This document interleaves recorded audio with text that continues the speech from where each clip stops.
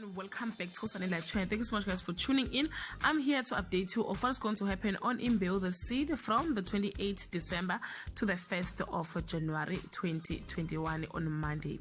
Georgie brings a strong logger to the house who declares that Shreya is a Mangalik on Tuesday. Zithulele demands to know the truth about Ngolosi's death from Thokozile and Kulego on Wednesday.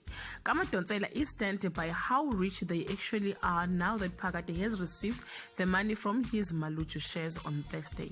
Nkulego refuses to sign over the shares until Mazulu guaranteed him she won't turn him over to the police once she signed the shares on Friday. Mazulu orders Thokozile to get Nkulego to sign the shares over to her. Guys, this is all I have for today. You can leave your comment below and share your thoughts. Bye.